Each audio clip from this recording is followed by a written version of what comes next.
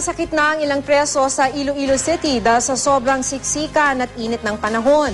Dahil din sa init, dumarami ang mga naospital sa Vigan City, Ilocos Sur.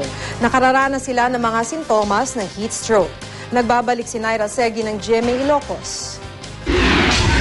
Isang retired teacher na si Realonda Arconado sa mga pasyenteng isinugod sa isang ospital sa Vigan City, Ilocos Sur dahil sa mga sintomas ng heat stroke.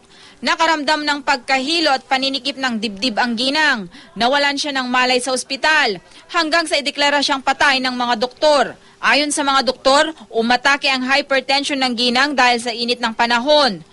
Pumalo ng 34.5 degrees Celsius ang temperatura sa Vigan kahapon.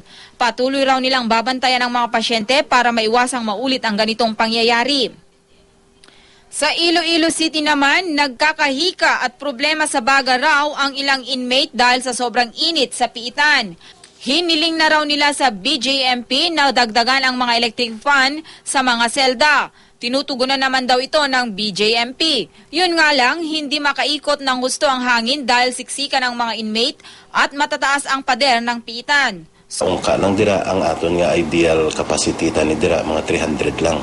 Okay. So ang ila jail population subong nagalabot almost 700. So that is why nga gina-encourage namon ang mga jail wardens naton nga mag-coordinate sa mga local chief executive para ma-assist man kita. Umaaray na rin ang mga magsasaka sa mga taniman ng papaya sa Tagoloa, Misamis Oriental. Sa sobrang init daw ng panahon, matagal mahinog ang mga bunga. Ang resulta, kakaunting kita.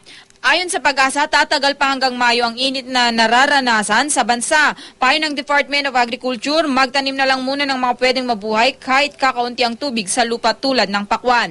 Naira Segi, Nagbabalita, Pilipinas.